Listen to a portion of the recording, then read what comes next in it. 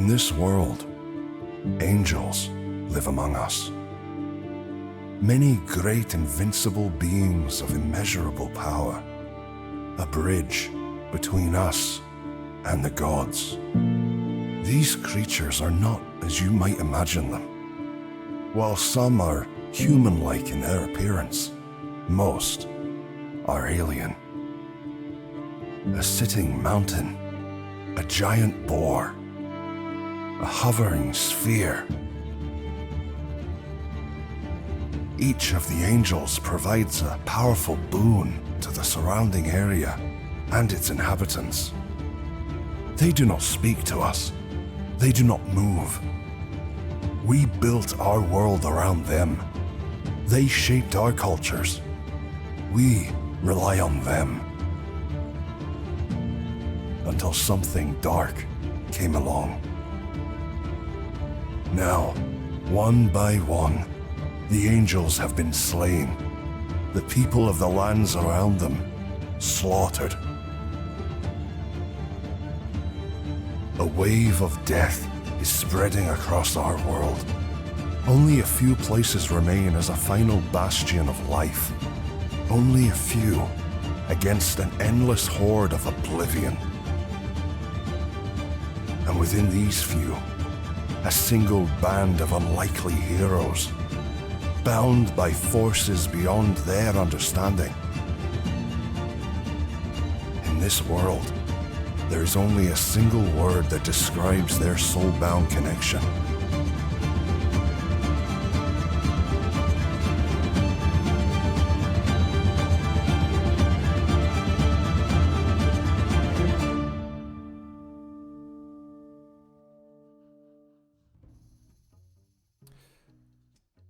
A vast field of tall, swaying grass is trampled underfoot as a horde of orcs marches relentlessly across the landscape. At the forefront of this fearsome procession is a massive celestial boar. However,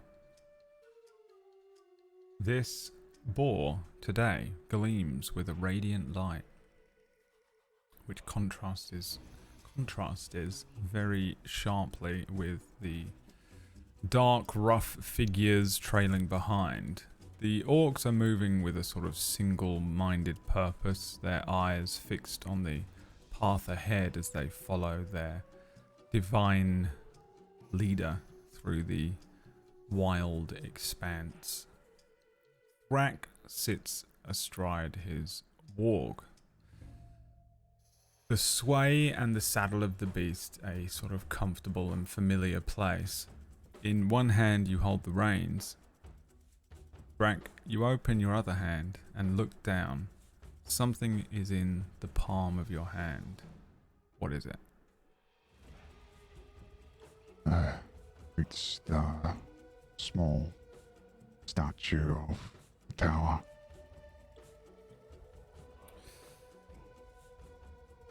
On a warg to the side of you, as you look over, you see a figure unfamiliar to this area. You see another warg, a little bigger than yours, and on the back of it is Hard. And as he turns over towards you, he opens his mouth and he's sort of mouthing something at you. Give me an insight check.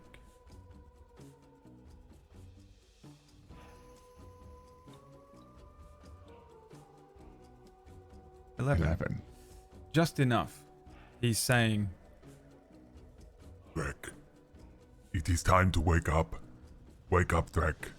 Thrak, Thrak, Thrak. Wake up. And you come to. You're in the tower, in your bed. You would have that feeling of, I have not had anywhere near enough sleep.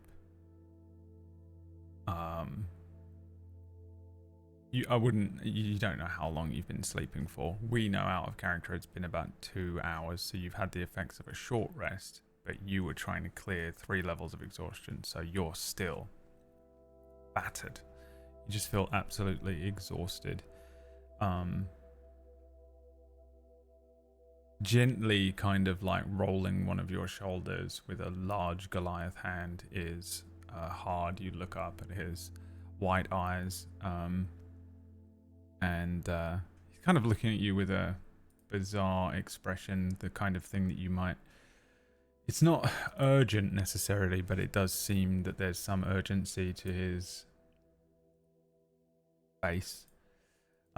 Beyond him, sort of curled on the floor on your Yeti pelt, is Wriggle, who has stood up and is kind of sitting kind of like a child with like his legs cross-legged almost, and his hands in between, sort of in his lap but like on the ground, watching you. Hard says, I know that you were trying to sleep, but something has come up. What is it? Is it here? No, Get here that fast? no, but it is moving very quickly. It is Sirus. She has connected with a creature, I think. I think she has traveled too close. I think she is lost.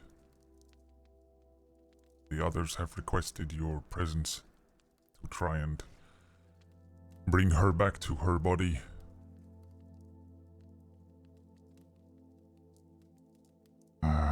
Frack sort of swings his legs out of the bed and holds his head in his hands, trying to stop the room from spinning.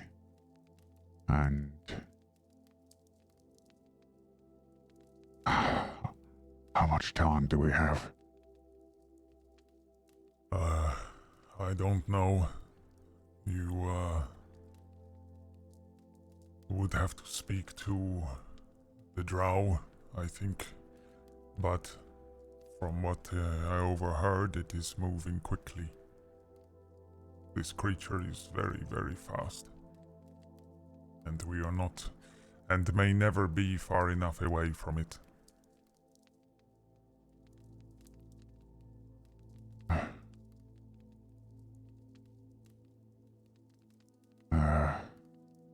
That takes a moment. His eyes closed, and then he picks up his staff and pushes himself off the bed. All right, let's go. There is another thing. They are suggesting I take the tower to get Thor's. If you are unable to do something about Sirus, perhaps he can.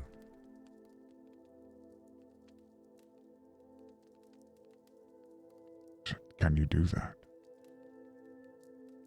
In theory, yes, but it might take some time to move the tower multiple times. Well, you have to move the tower, then you have to find Thor's. Bring him back, convince him, bring him back to the tower, and then move it again. That could be hours.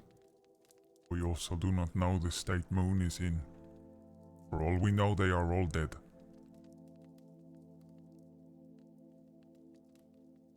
What do you think?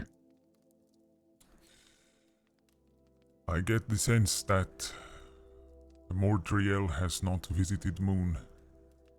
I do not think that this dragon would have allowed all of these creatures to pass the wall.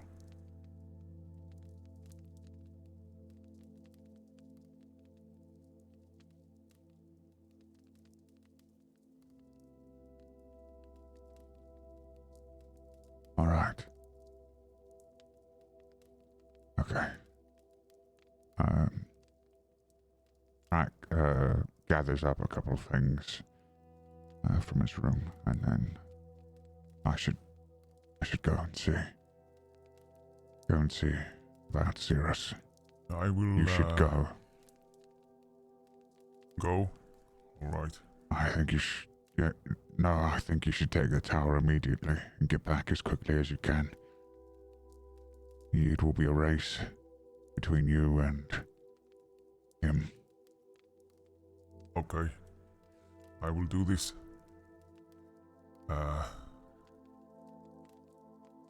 If anything goes wrong,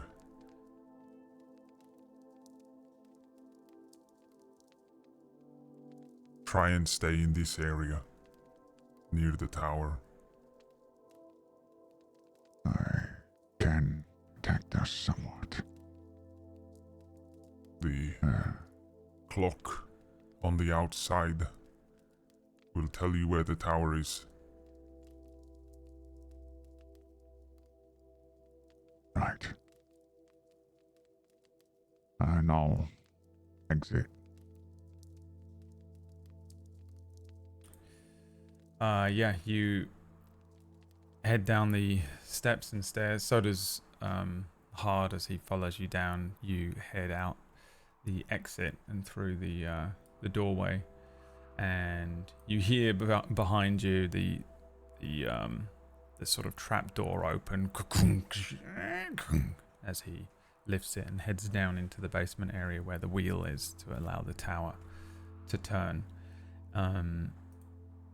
You head outside, and not too far from where you are, the other three are. Sirus with her hands kind of kneeling on the ground with her hands touching the orange grass of Hillsfar. There's a pretty thick fog and mist around the area, with Sirus and Jildan sort of pacing, I would imagine, nearby. Behind you, as the door closes, Wriggle follows out and sits at the top of the steps. As you descend them, Wriggle sort of sits outside like a cat or something, just sitting on the doorstep, watching you step down the steps towards the others. Drac, you're awake. Good. Sorry. Yes. What happened? I gesture my staff towards Sirus. She's stuck in her mind.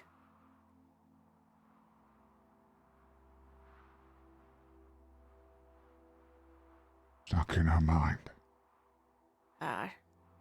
I don't understand it. What is it Had said? Sirus. He mentioned something about astral projection. It's something that I'm familiar with, but not something I can do. It's like a trance, but not.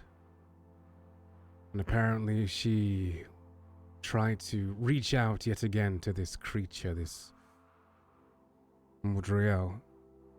But this time around, I imagine it was waiting. Wherever it was, she tried to reach it, grabbed her, and now, well, she is no longer in there. Fear moving her body will cause some sort of disconnect between her soul and her body, especially if we are traveling naturally. That is correct. That is what Hard inclined to. The soul has left the body from here, and if it was to come back, it would try and come back here. And if the body isn't here, then I imagine it would simply go beyond. But, we asked to speak to Thors, perhaps, and perhaps he could shed light on whether this is something we can help with. I look down at Sirus, a sort of resignation beginning to settle over my features.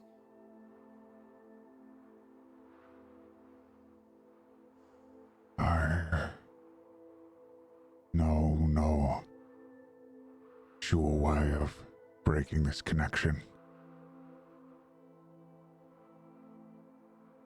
Not without potentially harming Sirus. That was my fear as well. Fear. Because all I can think of is a healthy dose of percussive maintenance. However, I don't know if that's going to be worth the shot. That's not you. What do you mean? It's not a serious solution. Discard it. I could try to enchant her or transmute her, but I don't know if that would help. Frankly, I didn't want a decision to be made about how we help her without you being there. Whatever the outcome is. But truly, if Mordriel is coming for you, as you say, well, we might have no choice but to leave her here. She would be Well, perhaps somewhat safer. You could put... where's that bowl gone? Patting around my pockets, looking around. Perhaps you could put this down around her, and she'll be safe for a time, yes? Make no mistake, the creature is on its way. I know that for certain. Yes. Ard has taken the tower to go and get help. Yes. Hopefully he gets back before Mordriel arrives. He mentioned it takes more and more time to move. This is the first time he's moved today. The question is, Lucky. is it worth him moving? The tower hasn't moved yet, has it? The tower won't move. The tower, yeah, He the simply tower won't. itself the tower won't doesn't move. physically Do we have any change. indication of whether or not Hard's gone? You two don't, but Thrak might be able to read the clock. If he Yeah, I'll makes it. look at the clock. I'll glance at the clock. Yeah, make me We an asked- Arcana check. I asked Hard Okay. to speak with Thor to see if we could do something, but perhaps it is not the right thing to do. A 23. Yeah, as you look at the clock, you can make out what it means. And as you're looking at it, you can see that the one singular hand on this clock is in a different position to where it was. Takes a moment for you to figure out what the runes and elements mean. This clock seems to be a thing that determines time and place rather than time. And the tower is in Moon. It's also here, but it's really in Moon. He's left already. Uh, But how long it will take him to find...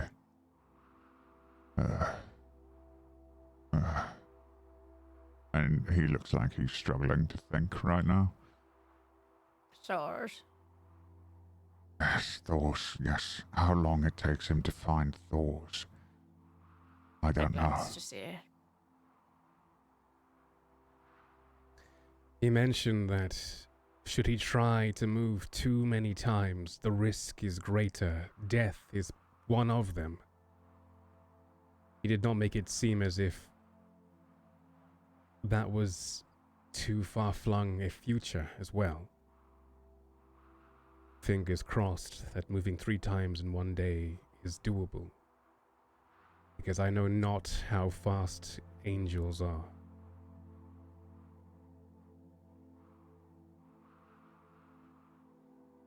Well, I expect the earliest he could be back is 90 minutes, an hour. I mean, 2 hours. Maybe more. So, we have to hope that it takes this dragon longer to get here. And then we must consider our options either way. Or We if it can't is not move possible. from this place. Whether we break her free or not, we wait for him here. Meaning more if we cannot break her free. I can hide her. To separate her soul.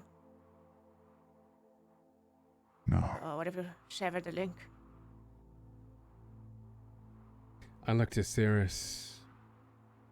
Crimson blood is casually streaming down from her nose. That's not going to get worse now, is it? I've seen people trance before. More so than what you see me do most days. But never have I seen someone incur damage, for lack of a better word. That's why I was going to try something, but in her state, if she's expiring here without any interference, it's not worth the risk, I don't think. She's too valuable.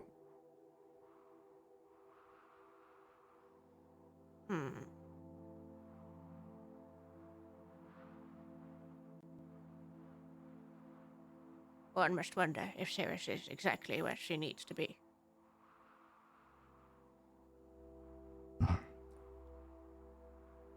I will sit down next to Sirus, and I will try to study what sort of magic is doing this to her, if any. Okay. Yeah, give me an Arcana check first. As you do this, I kneel next to Sirus and take a corner of my cloak and dab at the blood that is now pooling in between her lips and running down her face. Cleans the blood away. Dab at it with what? My cloak. Your cloak. Yes. Okay. Yeah, give me a perception check, Jildan. 20 on Arcana.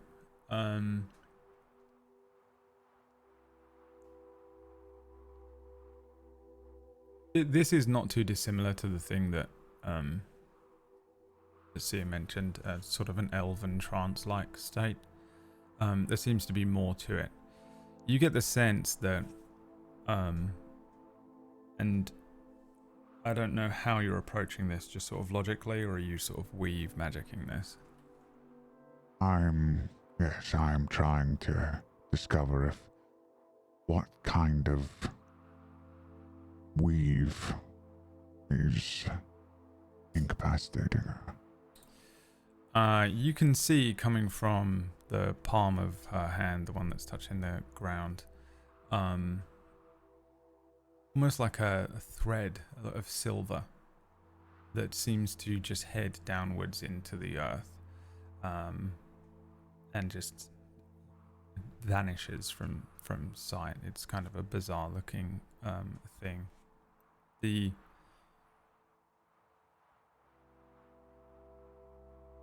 There's an idea that there's this place that people, for want of a better phrase, tend to refer to as the astral plane. It's not a true plane like Gaia is, but it's more of a sort of a place in between, something just aside from physical reality and magic, but not quite either, not entirely different. It's a place where mind and soul leave the physical body behind, and a projection of oneself can be sent there, but not your physical body. Your physical body gets left behind in a trance-like state. If you sever that connection in some way, whatever way that you might do it, that thread of silver, Sirus would never be able to return to her body. Her body would potentially continue to live for as long as you could keep it alive, but she would be in sort of a comatose state. Her mind, or her soul, or whatever, however you might determine that would be completely separate, and she'd become sort of a ghost, basically. She'd almost become a bizarre spirit. For whatever reason,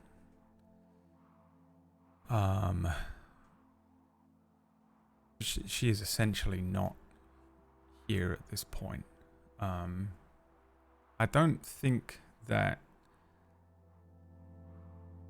a sort of basic assessment, even if you're kind of pulling at threads of the weave and determining this information, I don't think it would necessarily give you the insight as to where she is and what she's doing. The fact that we know out of character she's sort of trapped. But it does seem strange that she wouldn't have returned by now. The astral plane doesn't really have time though, so it could be that she is simply not experiencing time in the same way. So it could only have been a few seconds for her, and it's feeling like minutes and minutes for you here. But then also she could have spent a millennia there, and only a few seconds pass here. There's no real way of determining it, or really honestly a logical conclusion for it. The fact that she is bleeding is more concerning to you. You can see that she is taking, she's slowly taking 2 types of damage, basically. She is sort of taking what must be some form of sort of psychic damage here. And not that she's being sort of repeatedly hit by something, or that she's fighting necessarily, more like she's being bled. And she is, and that is manifesting on her body. The thing that's bizarre to you, I think, is that you might recognize that what is happening to her is necrotic damage. She's taking damage in varying parts of her body, including in her brain, most notably. Necrotic damage, which is what is causing the nose bleeding. It's not too intense. In fact, let me see how bad it is looking. But it is slowly draining her of not just physical energy and healthiness, but she does seem to be sort of being psychically damaged as well. You get the sense that any damage you take on the astral plane would simply be psychic regardless. Even if you imagined yourself fighting with Seer, and Seer punches you, and your astral projections of one another would see each other punching one another, while it might manifest to you there and then on this plane as being punched in the face and your nose breaking, your physical body might take some physical damage from that, from the strain of this whole disconnect. But what you would be taking would be psychic damage. So she is slowly being whittled down, either under some sort of mental strain. It could be that she's just not strong enough to withstand this kind of astral projection. This is the type of thing that like monks would spend their entire lives to be able to do for a few seconds. This isn't quite the same, by the way, as an elven trance. The actual astral projection element is similar in that you're not really like kind of in your body. It does look very much like an elven trance, and she does have fey blood, but this is certainly full astral projection that she's doing. And so it could be something like that. It could be that she is under attack from something in the astral plane, and that's developing, or that's developing as sort of physical things. But either way, she is sort of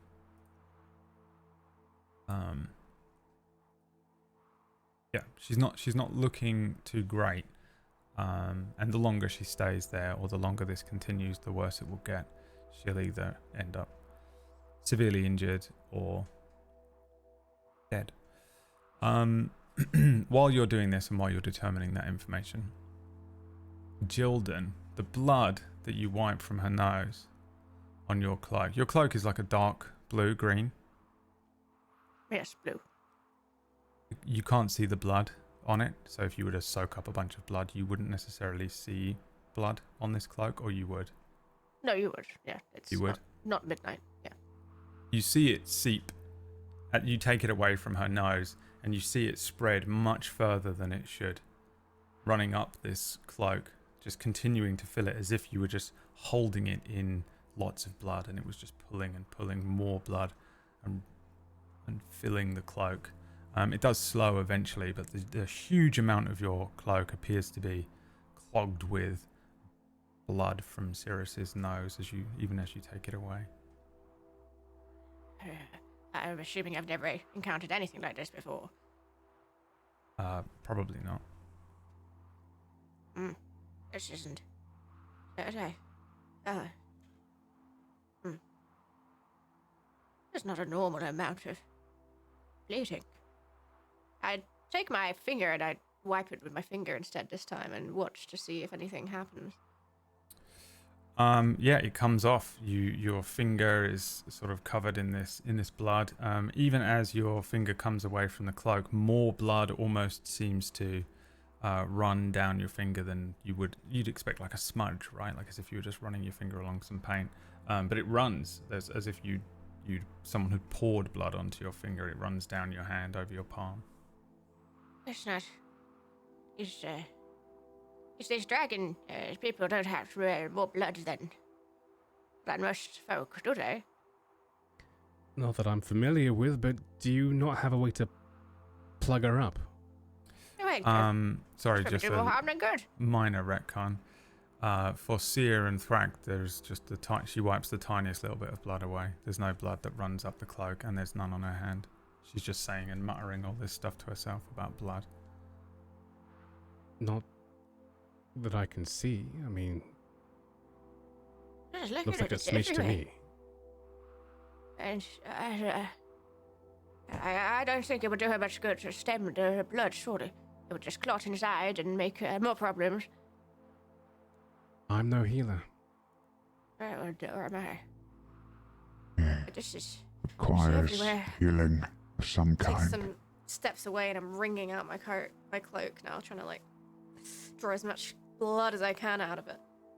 Yeah, you're wringing Ugh. loads out. It's like the more you wring, the more it pours out, just falling onto the ground as if you're pouring buckets of this stuff out. What are you doing? It's blood. It's seriously Jildan. blood. It's all over. Just what do you mean? She Look needs at it. healing. It's everywhere. I can't do anything for her. Look at her. She's broken beyond my capabilities. Anything would help. She's taking necrotic damage to her Look at my brain. hands covered in blood. I take both my hands and put them either side of her face and cast healing word. Okay. Yeah, this would you can do that. Give me the heal. 6. 6. So you would take half of this as healing, Sirus. Okay. And half is damage. And half is damage. No, but I think it might be fair to say, actually, Jildan, roll me an insight check. Yes, that's 14. It's difficult to determine, but it's bizarre as you kind of cast this spell. It feels as though it doesn't quite take the way that it might usually, when you're Yes. casting spells towards Sirus, or as if a part of her isn't there, or her soul is far away from her body, and that's maybe how you're pumping these spells through people. It's like I said, it's just whatever's happening to her is too much. I can feel it. It's not enough.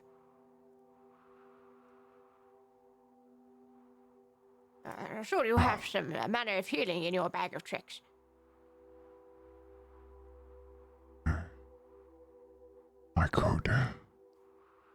I could brew a potion, but we'd have to get her to ingest it somehow. It's not topical, not an ointment. Shove a tube down her throat or something. Good try. I'm not. I do have a potion from Moon that I purchased not before we left. It's a bog standard healing potion, but I'm not sure how much good it's going to do, but it's better than nothing. Yes, yes, I have one as well. Yes, I pull out a potion of greater healing that I've had since the dawn of time. Yes, perhaps if we can find a way to force this down her. Can we move her? Is that safe, Jack? I don't think we should move her. As I understand it, she will have to find her way back to her body. Is that correct, Sia? Run that by me one more time. You see Sia's eyes are just focused on Sirus. What was that? She will have to find her way back to her body. That is correct. Yes. So But we don't have to move her, just pull her backwards so we can pour this down her throat. Oh, She has left this point. Anywhere away from this, even a meter, a foot. I know not her aptitude in this. This is not something that anybody typically does, let alone tries to do and succeeds and ends up in this predicament. This is unheard of.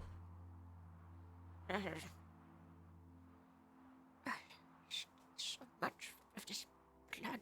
Anything is a risk at this point.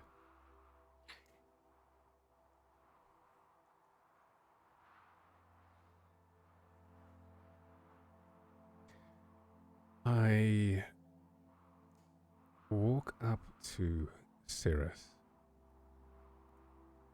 inspecting her stance, inspecting the way she's kneeling to the ground, her hand.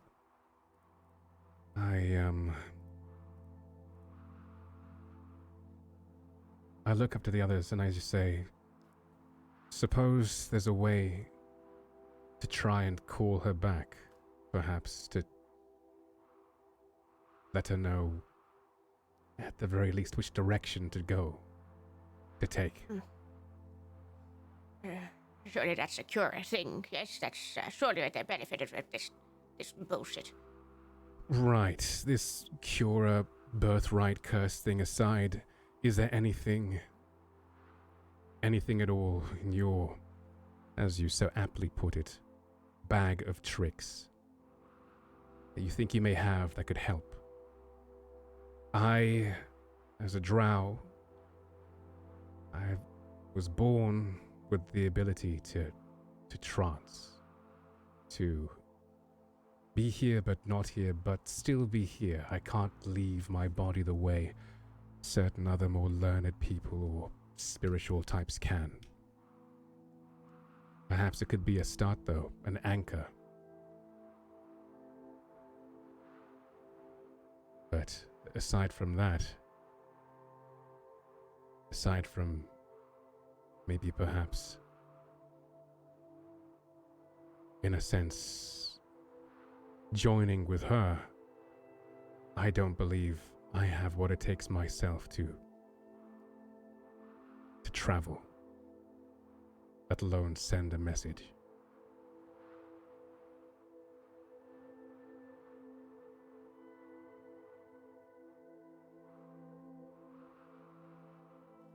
A beacon of sorts, perhaps is all she needs. Right. again. And maybe perhaps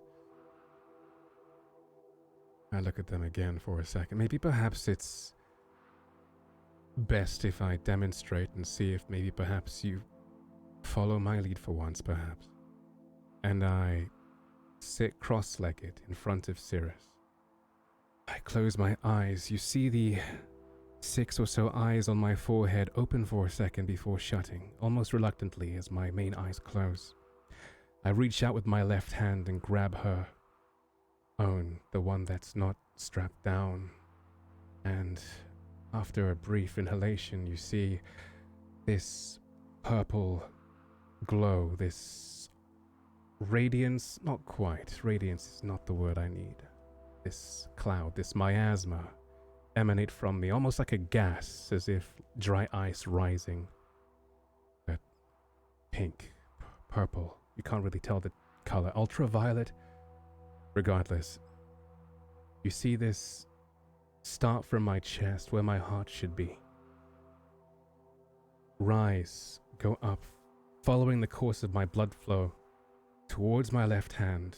This flow then reaches her. I expend a key point, and all I'm doing, DM, is I'm expending a key point to channel my key from my body into her, while also at the same time trying to engage in a trance.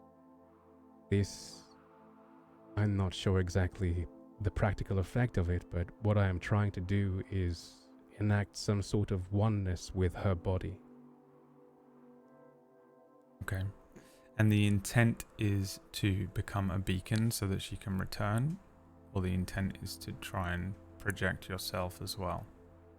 I know not if I have the ability to be a beacon, but what I am trying to do by connecting to her is maybe perhaps to be the foundation to this, if my compatriots are able to do anything else, if they're able to use their skills to add on to this, to try and be that beacon. Okay. I think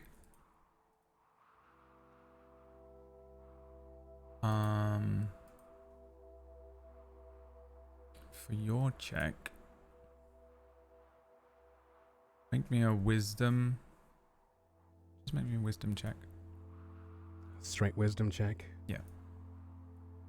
Very well. A 9.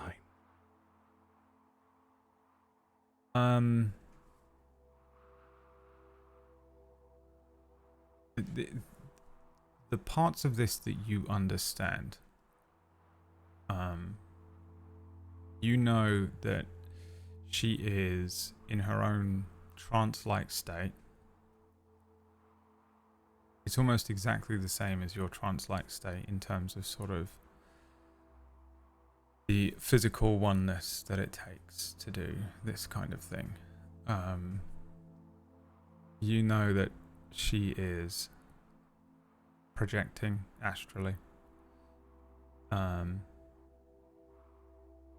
And you know that you can connect with her on some level that is beyond the physical, even if you hated one another, or even if you or if you loved one another. It doesn't matter, because you have this additional connection between the four of you, and you're able to make that connection. You're actually able to do it as you take her hand, as you kind of like channeling your key is probably like a meditation, centering yourself type process anyway. And you're able to do that, but it's the strangest sensation, I think, because you're almost expecting some sort of feedback from the other side of this. If you were to take both of her hands and the two of you were to really concentrate on your connection, you would probably find some sort of circular feedback, in that the energy between the two of you would travel through both of you. You've never tried anything like this, and it's very esoteric, but you get the sense that it would do that. I think there's an element of this that's very bizarre for you in that because she isn't really here, you sort of miss that connection. There is something in this process that feels bizarre because she's not really there. This physical version of her is here, and you get this echo coming from somewhere else. It would be however Seer maybe interprets that silver thread strand that Thrax saw. You guys can interpret a lot of these things that I'm saying, by the way, in your own ways. I just don't know always how to describe them for each of you. But you sort of fail here to become a conduit for the others. You sort of fail to become a beacon for Sirus, and you fail to project yourself into any sort of astral terrain. But you do learn a lot. I think you learn that you could do all of those things. Where you were saying that you weren't sure what your abilities were to do this. It's very possible for you to transcend your own trance-like state and enter into this astral plane. It's very possible for you to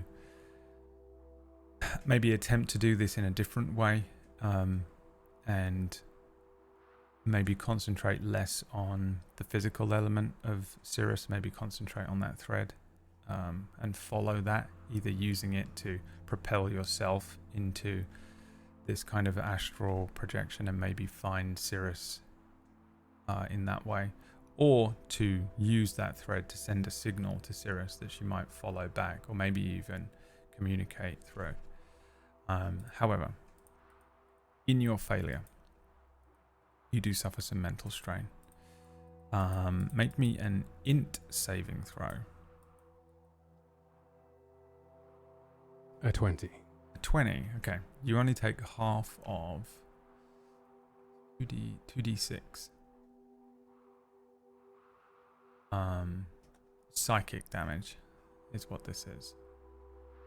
So you take half of 8 damage here, however you want that to manifest.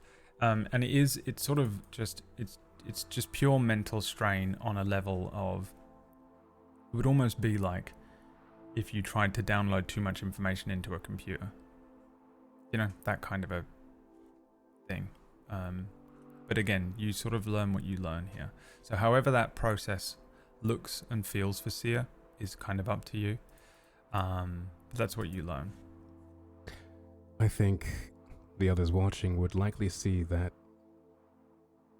neon pink aura that was trying to make its way from my hands through into Sirus's body almost stop at the fingertips and crackle for a second before,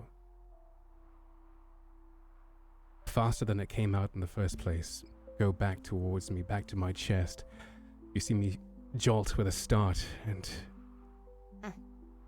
one of my eyes, the one on the top left corner, closes for a second. When it opens, it cries, but it's not a tear. It looks like blood, almost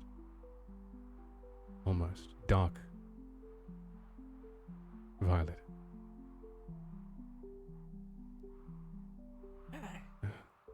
Would that she were a piece of wood.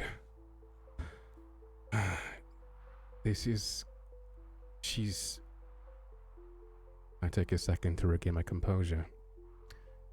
She's not there. I believe that much is true. Sadly, what I was trying to do, I can't, but I place my hand on my head. I believe there may be another way, albeit more dangerous.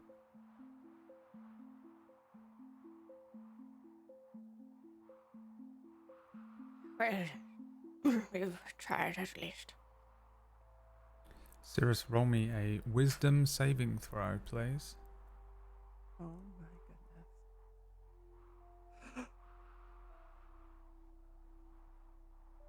Oh, you want 21. me to roll? Okay. No, Sirus. Sirus. Okay. She's still being subjected to her own process on the other side of this. So roll me 2d6 and take half of that as damage.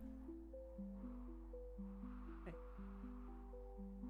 You might see another droplet of blood run from Sirus's nostril. It's a 7, so it would be 4. It'd be 3, you round down.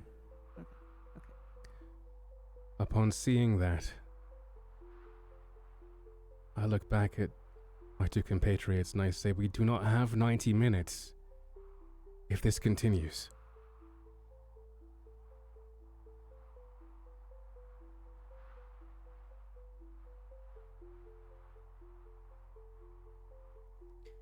Well, I'm not sure how many options we have at this point. We can push this bowl down to give ourselves some time and a safe space.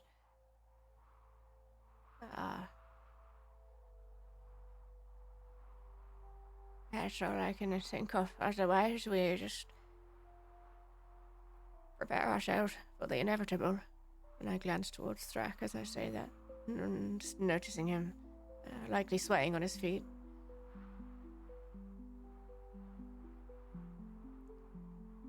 I would like to. I know how to cast a spell, and I do not have a spell slot for.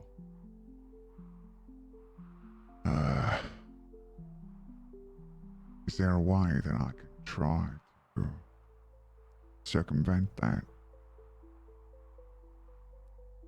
Are you asking me? Yeah. I don't know why you're asking me. Is there a way that you can circumvent that? Do you have something No, that's going to I allow you have to no do that? way of doing that. I'm asking you. Then Is there something I can? No, nothing. No. Okay. You are at the mercy of everything you have at your disposal right now. Okay.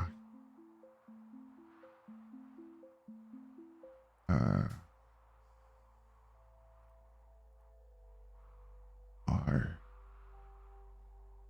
know of nothing that can help her. But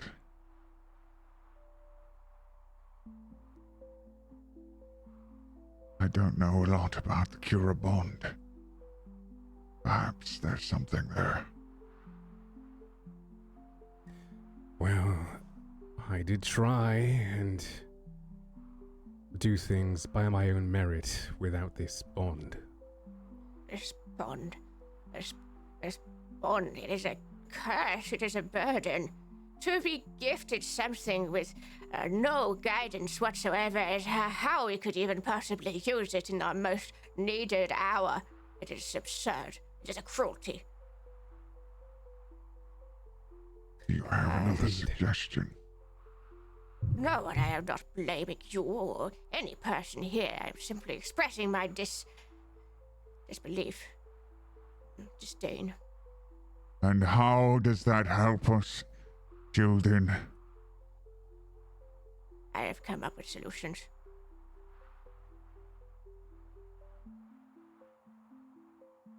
Really? Yes. And you, have you come up with anything useful at all? The only thing I can do is sever her connection. You'll kill her.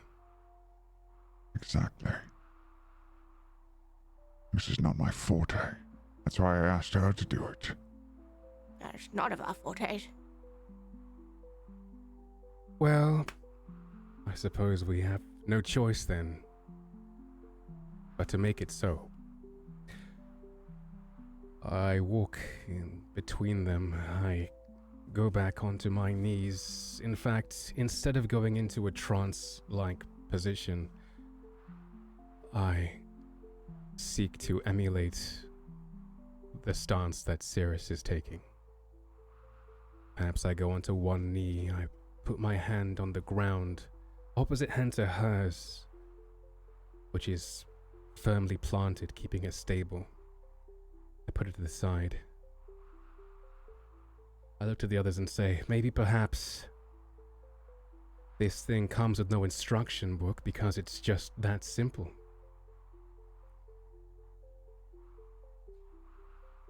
And I trust you. Put my hand on the ground and I try again. This time around I try and focus my key into the ground towards that string that you said that I perceived. My intent here is to channel my own key into the ground, this flickering miasma, this flow. And I want to follow where it goes. Not approvingly, but then I look annoyed. Together, clearly.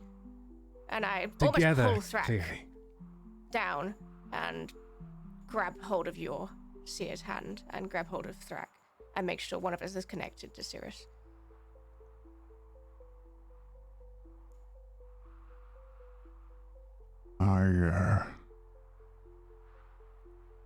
I will try to study the thread, the silver thread, and can I attempt to use my ability with the weave to replicate it? Yes. What is Jildan thinking, or what is the process here? I'm attempting to, once again, as I did before, give myself freely, entirely to whatever it is Seer is trying to accomplish here. I have, in fact, no wants of my own here, and if there was ever a point where you would look into my mind, there'd be nothing. There is no demand, there is no desire inside me. I'm simply giving myself to Seer. If she touches me, then this same key that I am trying to put into the ground, that I'm trying to send down this thread, it's almost like alternating currents. The second she touches me, it also flows backwards into her, through her system, and out back again towards my back. If you can see this, I wonder if you can visualize it. I can have this feedback. I wonder if, in a way, I infer your intention as well, and I'm able to amplify it. I would hope so, as Quura. Precisely. Okay.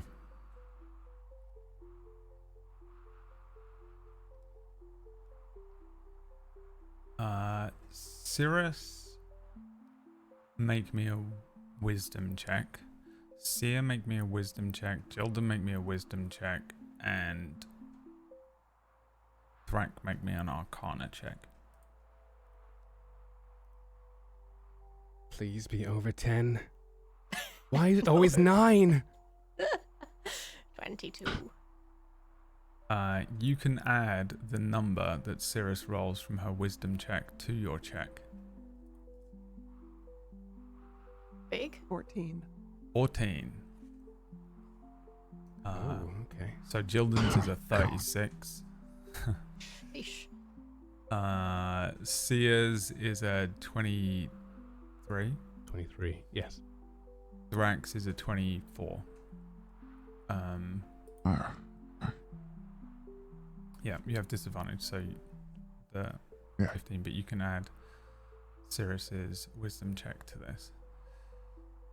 That means it's a 29. Right? Yes. She got a 14. Yes, correct. So I got a 29 on my Arcana check then. I'm adding it directly to the 15. Right, yeah, sorry. I added the 9, like a 4. The 14 to the 15, yeah, 29, sorry. Yeah, this works. Each of you is sitting on the ground when we see one by one each of your eyes roll up into your head. The four of you sitting on the ground completely leave your bodies. Sitting on the ledge of or on the edge of the tower, Wriggle's little icy ears twitch, and he suddenly moves around and sort of starts to move a little bit,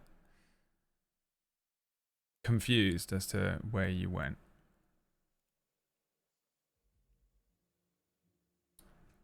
The three of you that just astral projected, roll me a d8.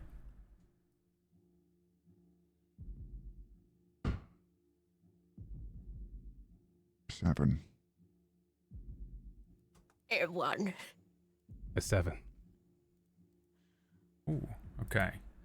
I'll do the 1 first. Jilden, you, this was the appropriate music for you. You are floating. In fact, you are flying. The sensation that hits you is weird, as you are. For you, this would feel like suddenly you were on a roller coaster. You probably wouldn't even necessarily notice immediately that you were sort of no longer in your physical body. Your body falls backwards, hits the ground, and falls through it as if you fell into a body of water. And then you begin just falling as if you were being pulled underwater. Your breath leaves your lungs, and you reach out, maybe just kind of naturally attempting to reach out. You start to fall, but you feel these kind of you presumably are relatively adept at swimming, and have spent many times swimming deep underneath the waters of the lakes. You have this real sense of being pulled by varying powerful currents, and they sort of periodically sweep out and grab at you as you're just falling and falling and falling. Make me a dexterity saving throw. Ooh. 6. A 6 is a fail. Not my strong point. As you're falling, you begin to take note of things around you. You recognize color first, a sort of a purple grayish hue. That fog that was all around you continues to remain, but it almost turns more into sort of clouds, and you're falling and falling and falling, still unable really to take any breath into your lungs. Your shell collides with something physical. As you strike this thing, roll me 3d6 bludgeoning damage. Laurel 6. 6. The shell takes a lot of this blow. You crack into this thing and turn around, and it is the first ever home you remember living in. Floating above you as you fall past it. You have struck the side of this building or this hut or this like wooden structure, whatever it is. What does it look like? It is a very rudimentary rock and mud hut placed in the earth. Yeah, it's very, you're no longer in Kansas as you see this thing completely disembodied float past you, and you continue to fall. I attempt to wild shape. Okay, into what? A hawk. Okay. I attempt to take back control, is what I'm thinking in my head. In my head, I'm thinking, I don't allow this, I do not allow this free fall, and I attempt to wild shape into a flying creature. Okay, let's give me a wisdom saving throw first. 12. A 12 is think it's enough. Not enough. That is a fail. As you attempt to... I would like to use my inspiration point. Okay. Yeah. 16. Okay, that is enough. You, manifest not only the ability to transform into whatever it is that you wish to transform into, but you also take a little control over this situation. What is kind of happening here, actually, is that you get inundated with some positive thoughts and desires.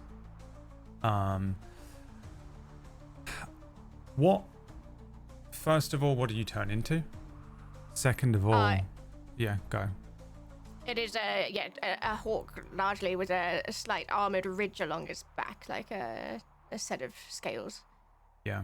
But largely just a large hawk. Yeah, you just turn into this hawk, again with sort of some tortle features to it, with these kind of hard ridges and things.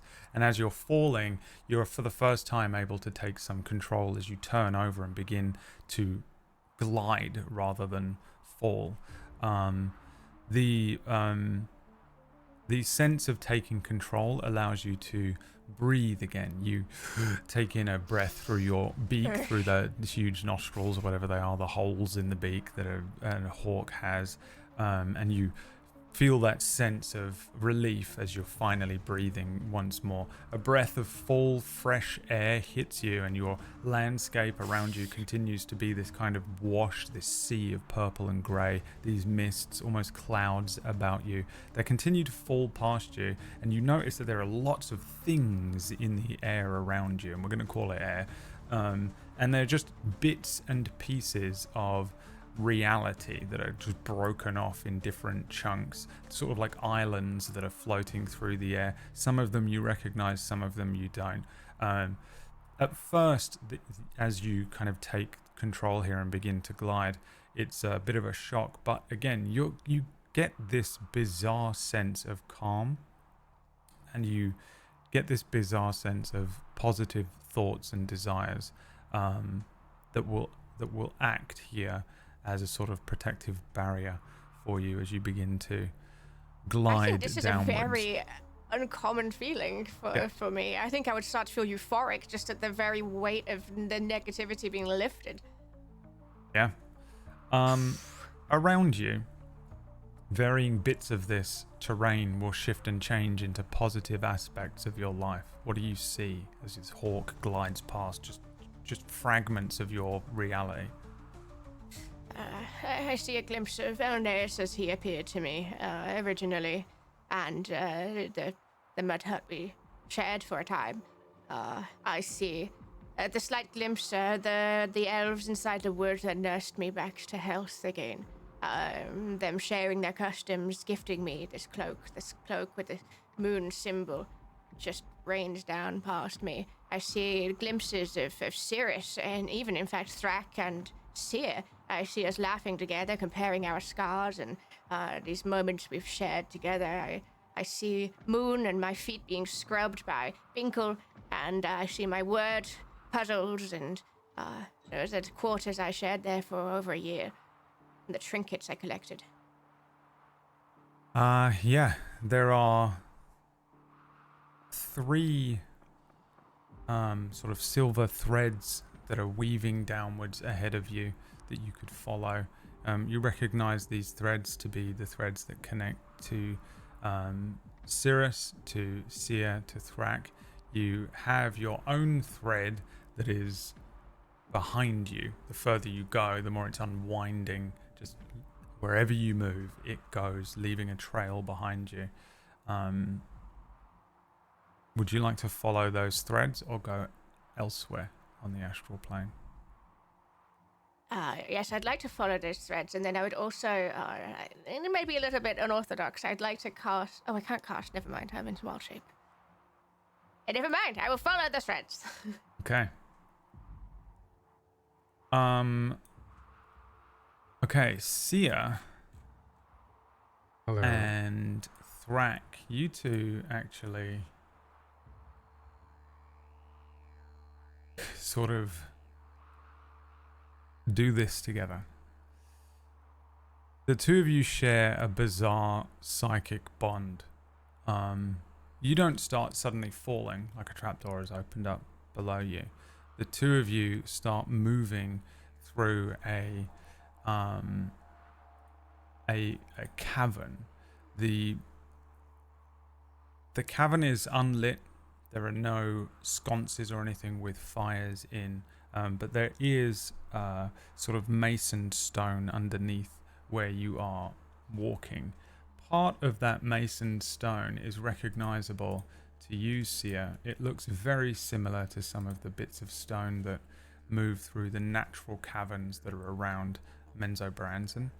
The ways that you might leave the back of the spider and move up through the subterranean mountain ways.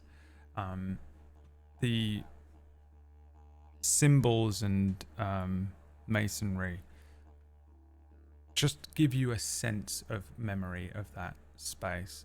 Thrak, you're also following Sia through this set of tunnels, but from behind you, you can hear the singing and the music and the very sort of tribal drums that beat with the footfalls of the boar echoing down this tunnel. Sia, you hear it as well.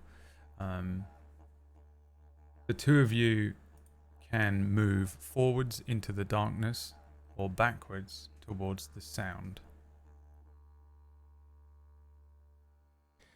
If I notice that these patterns on the ground are from home, I think Thrak might notice me perhaps pick up my speed, move a bit faster. However,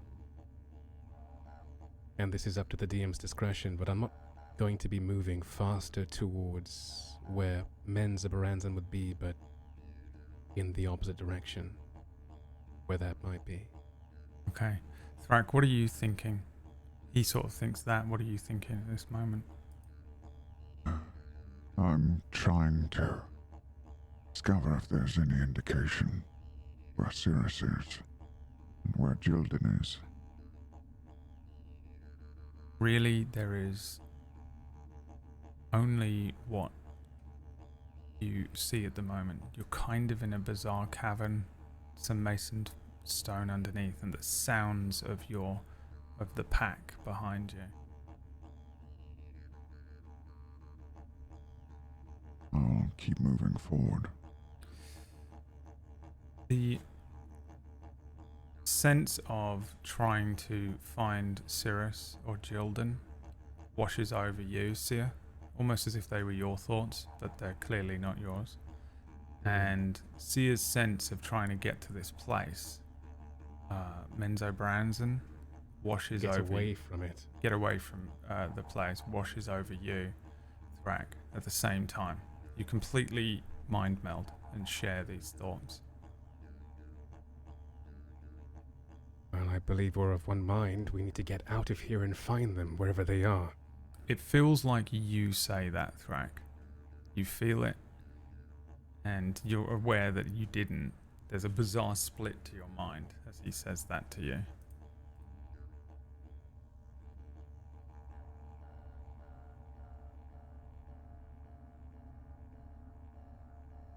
I think we should continue moving forward as we were. I think we should continue moving forward as we are. Okay. There is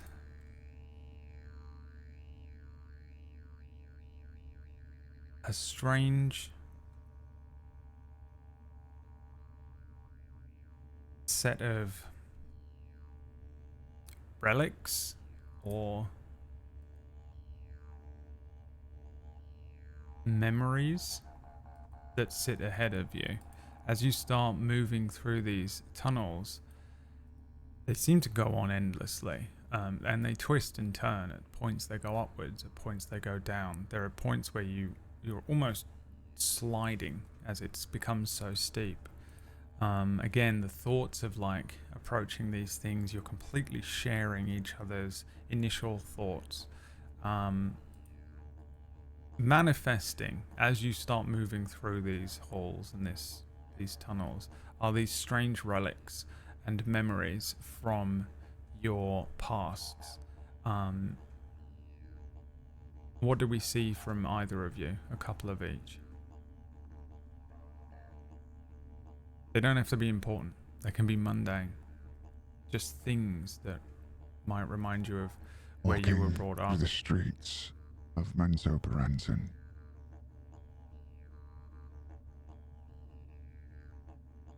The bizarre Relics. streets.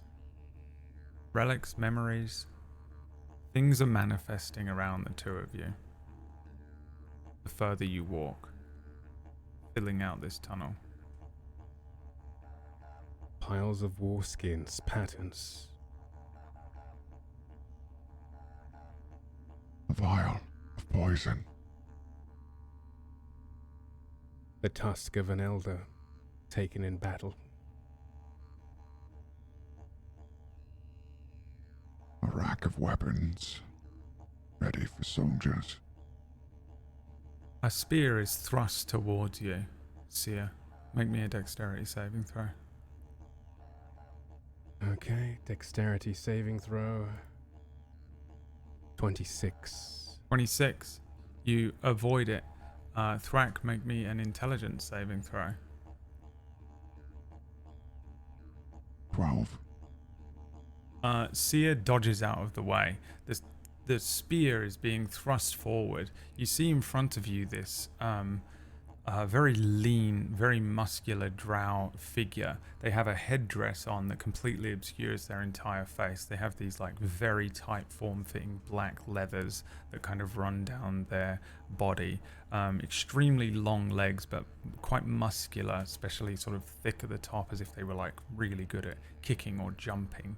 And then these strange boots that completely look entirely out of place on this drow figure. The boots that you might find of sort of the wild folk of the pack, made from like rough-hewn leathers and tanned hides.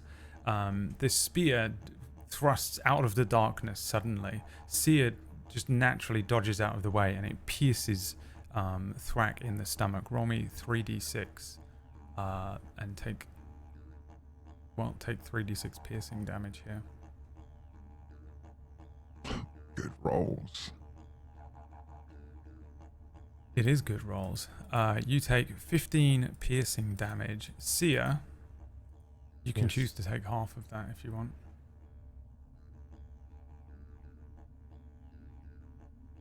Sure. A pig, not a boar, an actual pig, comes rushing out from behind you as soon as you're sort of stuck by this spear, Thrak. The pig is rushing towards you. Make me a dexterity saving throw. 3. Bowls you over. Sia, make me an intelligence saving throw. An 8. Bowls you over. The two of you are just struck by this big fat pig, hairy looking pig, pink back, brown belly. It rushes down this tunnel,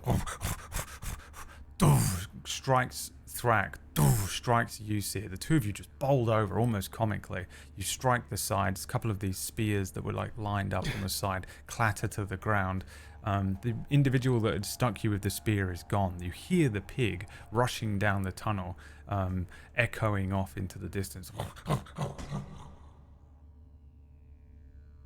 As the two of you hit the ground, a kind of a fog descends in the cavern. At the end of the tunnel, the direction the pig ran off to, a light fills, a purple, greyish, but relatively bright light, circular-ish in fashion, 30 feet, 40 feet away from you.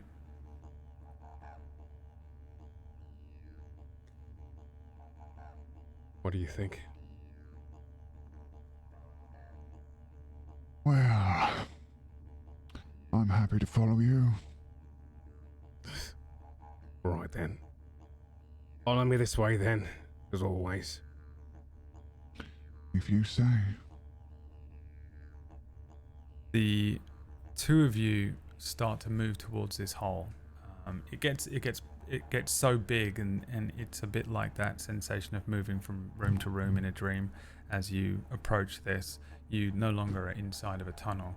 You're walking along this sea of clouds and mist and smoke, sort of a purplish hue to it, with like layers of sort of grey that are in it. There is a kind of a light to. Maybe it's not a light. Maybe it's just that you can see. We'll call it dark vision. But it's not really. It's not really that. It would be more akin to something like blind sight. You're just able to see here, even though it's not really a spectrum of color. You now see each other's tethers. There are two that leave you, as in two each. One that's sort of spreading out, or is moving, unspooling behind you as you walk. Just exactly where you've come from. A line rushes, that silver thread. But you also have one that's between one another, with that connection. The two of you in your minds, you're struggling to find your own thoughts, struggling to find your own personality, and you're struggling to find your own consciousness within that, within this space. You can sever this connection safely if you'd like, the one between the two of you.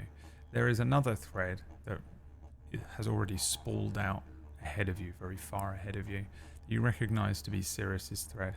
There is also another one that's above you that has already spooled out and has traveled directly above you, following the same spool of as Sirus's. The two of them seem to come to a point at the horizon, we'll call it, ahead of you. I don't think I notice the one between me and Thrak. I think our minds are focused more on finding Sirus. At this point, I think at least see his body, see his projection, would be at this point moving towards Sirus. Okay. Thrak? Yes, I will. I would also be focused on finding Sirus. Okay. You remain tethered then. You're one being. Kinda. You begin following. I can't like the sound of that. You begin following the spool of Sirus's thread. Sirus, elsewhere,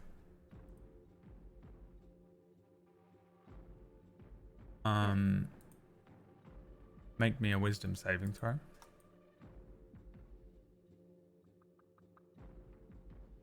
20. Roll me 2d6.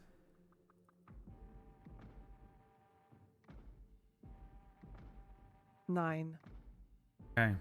You remain essentially manacled and chained to this plane. You attempted to use Voriel to find Mordriel, and you did.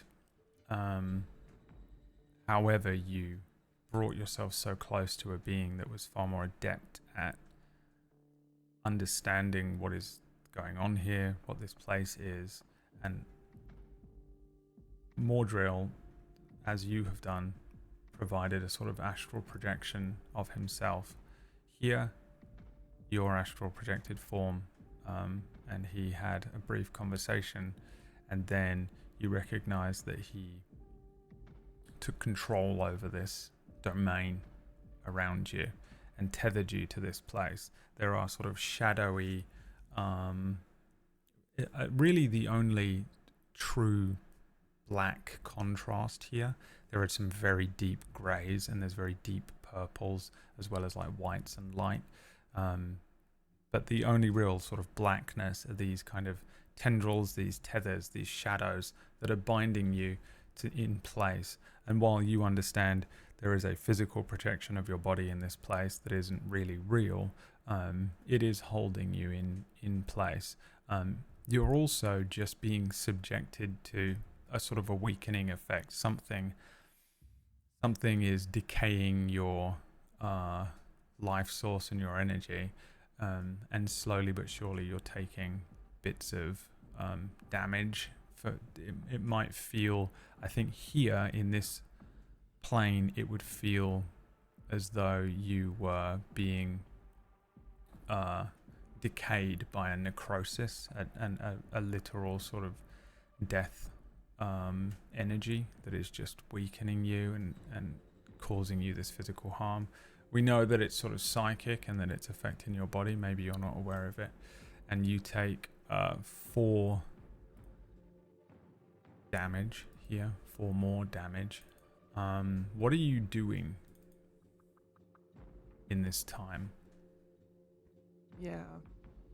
I'm trying to think of a way to get out.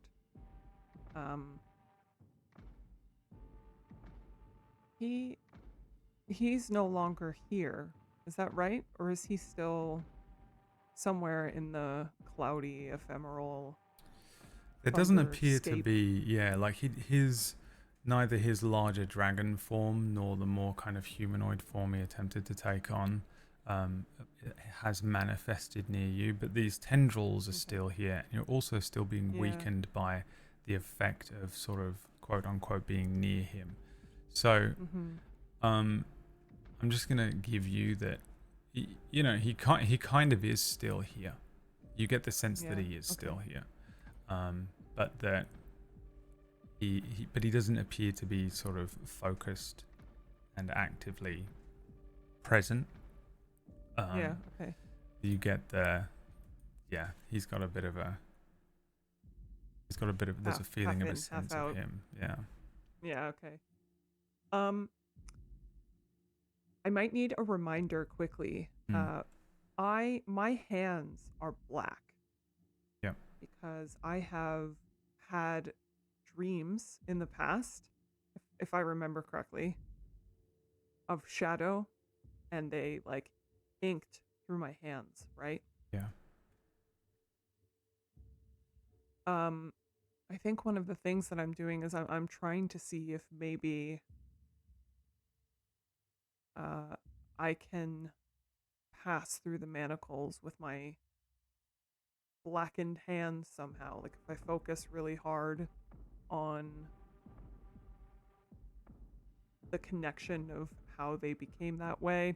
At this point, honestly, I'm just like grasping at straws. So I'm doing anything that feels like it could be any form of lateral thinking or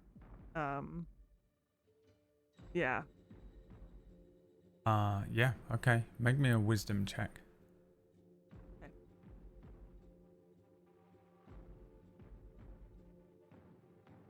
25.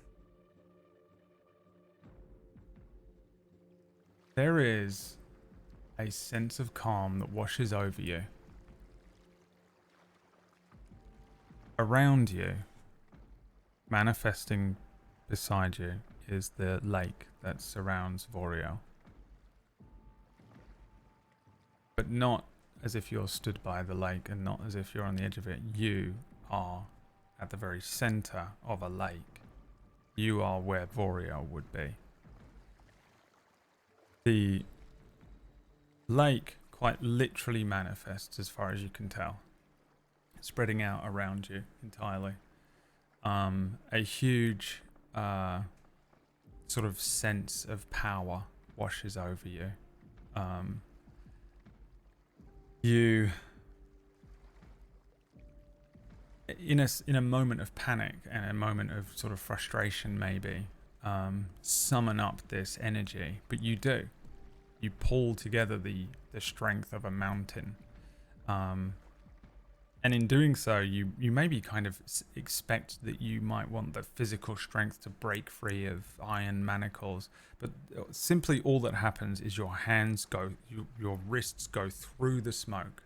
The smoke continues to exist in the area, wisping up softly as kind of tendrils, but your hands come free. The lake continues to spread out around you. There is a huge sense of additional power that washes over you. There is a huge sense of additional connection that washes over you. As soon as you are free of this, you become aware of the fact that the others are here. Those threads of silver that connect all of you, you see them too. As you turn away from maybe the direction that Mordriel came from, towards maybe behind you, you see these threads reaching outwards. There are two that run quite low and one that seems to reach slightly up into the sky. They are here, you are here, but this is a huge and vast sea. And while you have freed yourself from a very small cage, you now find yourself at the center of a lake on a sea of sort of infinite, really. There are elements of the town of Moon around you as well, but they seem small, like you're very big. There is a tiny little set of twinkling lights in the distance on the far edge of where this lake would be.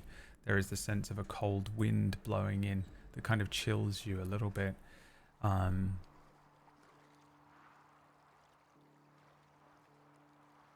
gonna roll one dice, I think.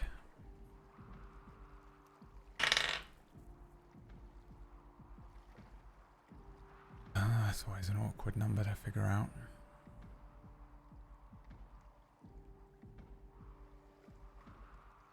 No, it isn't.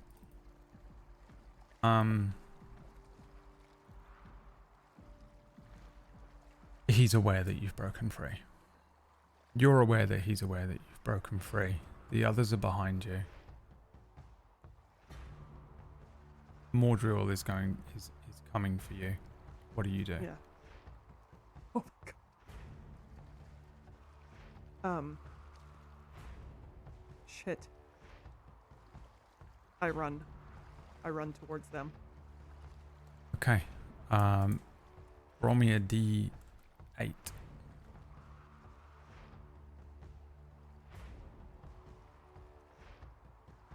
6. You start running. Your feet hit the water of the lake underneath.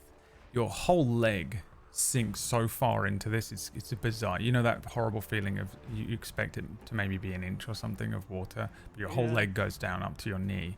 A huge splash of water that rushes up, and it's weird the way that you're watching the water. It's almost slow the way the water lifts up around you, and you continue to run. Your next leg lifts up, bang, and you start to trudge through this water as fast as you can. Roll me a D3. Okay. These are some weird rolls here, but A 1. a 1. You can essentially hasten yourself, or you can hasten them, the three that are coming towards you. Would you rather get to them quicker, or would you rather they come to you quicker? I would rather get to them quicker. Yeah. You start moving. You recognize that you're a giant. You recognize that you're trying to trudge through a lake with these enormous legs. And simply in recognizing that, the water drains as if someone had pulled the plug of a bath. It begins to drain away, and you start to move quicker and quicker as the water drains away from under your legs until eventually you're running. You no longer feel like a giant slamming these huge feet down. You are now extremely quick. Your legs start to move faster and faster. You recognize that you're moving so quickly that you almost move as fast as a dog. You are moving so quickly that you that you almost become sort of a blur of your own understanding. You start to move and stop being a kind of a physical thing. You just start to become energy that's moving forward.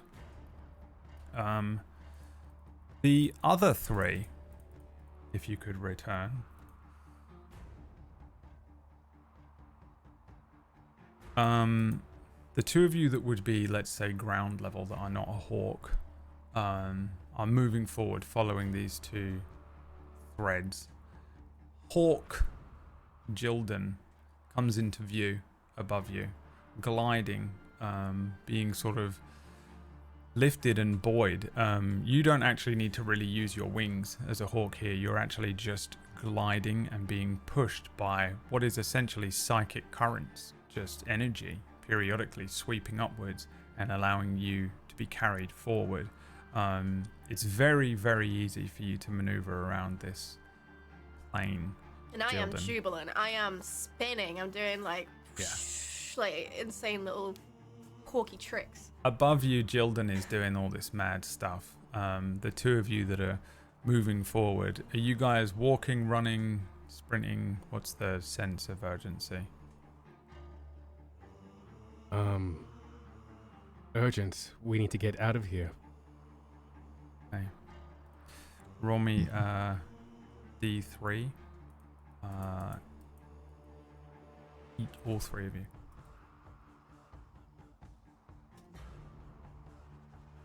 Seer rolled a 2. 1 for children. 1. Seer is slow. Seer, your movements become sluggish. Thrak, you are able to start moving significantly quicker. And Jilden, you're able to move significantly quicker. Would you like to leave Seer behind? No, I would. As I seem to be moving freely anyway, I assist Sir. Okay, how? How does this manifest? Like, I feel this, another wave of haste sort of roll through me. Sure. Okay. And I feel a wave of jubilation, and I would attempt to assist Seer. I will do a roll, since I've seen him at this point, fly behind him and begin sort of flapping my wings in an attempt to make a current that helps Seer propel forward faster. Okay. Seer, roll me a dex check. A dexterity check coming right up. Never over a 10. A 2 plus 4 is 6. Oh, actually, no. What am I talking about? Not a dex check. A whiz. I'll let you re-roll it. All right. You're a wisdom. whiz check. You're a wisdom-based creature here. All right. Still, I am also Seer, and whenever things are necessary, it's never over a 10 because it's a 18. 18. The curse lifted, finally. Yeah. You are able to... It wasn't a pity re-roll. I just forgot that I've been using... So the whole time you guys have been here, you've been doing wisdom saves and int saves. It's your highest mind stat that you have. That's what you use here. That's how I've justified it. So normally it would have been a dex check for you here, but this is a wisdom check. honestly, the only reason why I got an 18 is because we're the same person right now. Yes. Yes. Okay, there's a joke. All right, good. Well done. Laugh. Good job. On cue, right on cue. Pity laugh. You yeah, you're able to do this, Jilden. The three of you sort of come together here and start to move forward across this sort of endless sea of psychic energy and astral projections of elements of your lives. The three of you see just bizarre things. You see an enormous lake with some tropical elements around it. You see these tunnels. You see the enormous leg of a spider come crashing down in the distance and then disappear into the fog and cloud. You see the two eyes of Big Boar staring at you, glowing, sort of hastening you away from the area, and the three of you start to move very quickly across this expanse. Coming towards you at an unbelievable pace is Sirus. Sirus appears to the three of you at first as just a straight up ball of energy, like just light. At first this light is moving towards you at a ridiculous pace. It's almost just like a tiny little sparkle, and then it gets bigger and bigger and bigger, almost like the sun starts to move towards you, this huge ball of light. And as it gets closer, it shrinks again and starts to take the form of a humanoid, and you begin to recognize the form of Sirus running, just physically running towards you. Sirus, you look over and you see the two forms of Seer and Thrak physically running towards you, but there is a hawk version of Jildan that is kind of gliding jubilantly on the psychic waves of this area. However, for the three of you that see Sirus, behind Sirus, a vast shadow begins to build. And she is running towards you. The very air around Sirus begins to darken, as if night itself is descending on this world. Again, there is no blacks until this. A huge void begins to build from the horizon. This form emerging up and blotting out whatever that faint kind of understanding of light is here. A gargantuan form, this creature of pure darkness, seemingly woven up and out from the deepest shades of this place. That's where we're going to end today's session. Thanks for watching, everybody. We'll see you next week. Oh man. Oh, man.